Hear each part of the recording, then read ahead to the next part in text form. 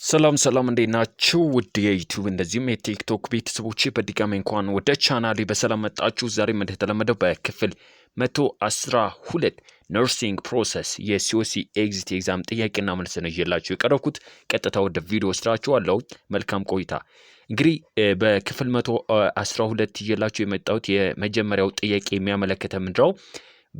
ሲስተማቲክ ፕሮብለም ሶልቪንግ አፕሮች ቱዋርድስ providing individualized nursing care is known as ነው።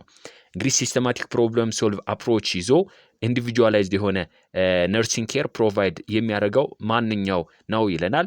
ነርሲንግ ኬር ፕላንስ፣ ነርሲንግ ፕሮሰስ፣ ነርስስ ፕራክቲስ አክትስ ኤንድ ነርሲንግ ሜተድ ይለናል። ከዚህ ውስጥ ማንኛው ሊሆን ይችላል በምንልበት ሰዓት ባጭሩ ትክክለኛው መልሳችን ምንድነው?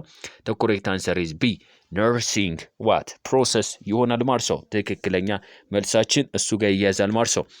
ሁለተኛው ጥያቄ the name the association established to develop ይላል። ስለዚህ እንግዲህ name association ማለት ነው that is develop to establish develop refine promote taxonomy of nursing diagnostic terminology used by nurse ማለት ነው።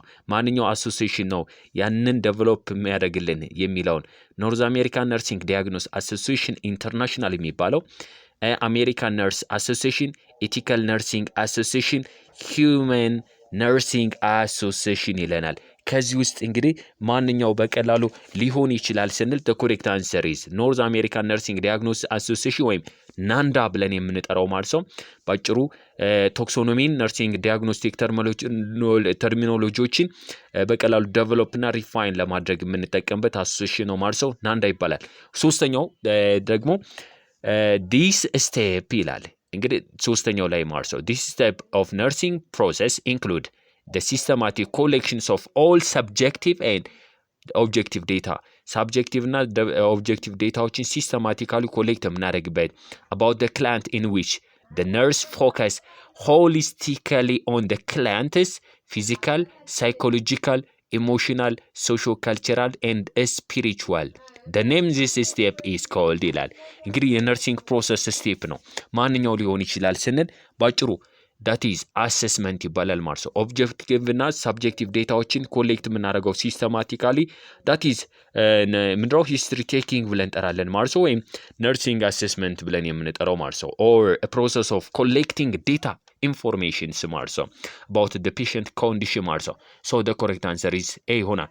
አራተኛው this is the step of nursing process እንግዲህ ከነርሲንግ ፕሮሰስ ስቴፕ ማለት ነው nursing process where you do the PES ይላል problem etiology and sign and symptom የሚይዘው ማንኛው ላይ ነው የሚቀመጠው ስንል ፕላኒንግ ላይ አይደለም፣ ኢምፕሊመንት አይደለም፣ አሰስመንት አይደለም። anyways the correct answer is diagnosis special actual nursing diagnosis የሚባለው ለምሳሌ fluid volume deficit related to disease process or related to now you are vomiting as manifested by skin turgors, poor skin turgor other እያልን የምንጠቀም ከሆነ ሶስቱንም የያዘ ማለት ነው። ፕሮብለም ሲደመር ኢቲዮሎጂ ሲደመር ሳይን ኤንድ ሲምፕተም የሚይዘው ዲያግኖስ ነው። አክቹዋል ነርሲንግ ዲያግኖሲስ ይባላል ማለት ነው።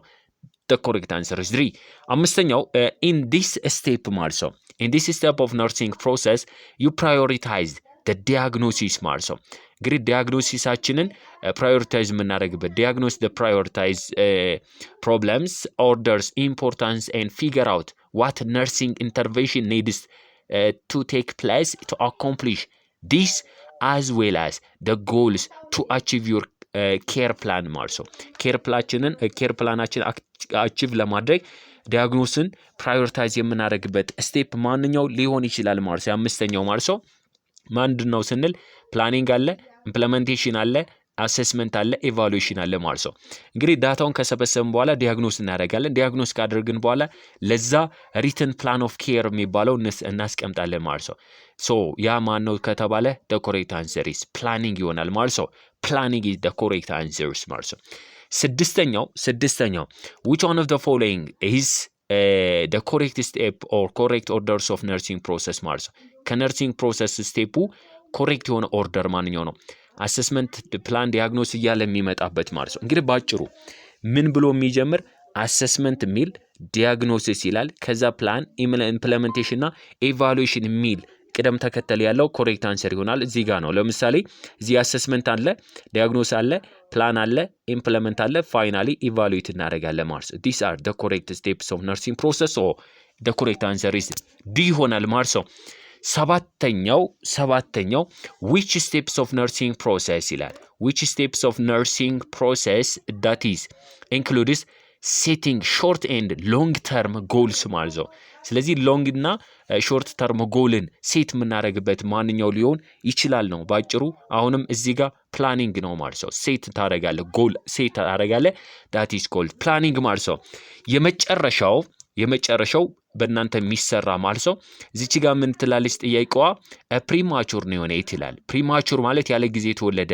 ኒዮኔት ማለት ነው was admitted neonatal intensive care unit ማለት ነው for treatments of very low birth weight ማለት ነው very የሆነ low birth weight ስላለ እሱን ትሪት ለማድረግ አድሚት ሆኗል ማለት ነው the neonate has weak suckling reflex ማለት ነው suck reflex በጣም weak ነው absence of grasping and tonic neck reflex ይላል ማለት ነው so what is the priority nursing diagnosis for these cases ማለት ነው ለዚህ ኬዝ priority nursing diagnosis ማንኛው ነው ይለናል A ላይ altered developmental pattern B ላይ ineffective breast feedings and C ላይ altered growth pattern D ላይ ደግሞ altered neuromuscular function ማለት ነው እዚህ ጋር ቲክ የተደረገችው መልስ ትክክለኛው መልስ አይደለም ስለዚህ ከኤ እስከ ዲ ያሉት ምርጫዎች አሉ ትክክለኛው መልስ ኮሜንት ሴክሽን ላይ አስቀምጡልኝ መንገ ነበርኩኝ ሰላማችሁ በዘት ይበለልኝ ወዳችኋለሁ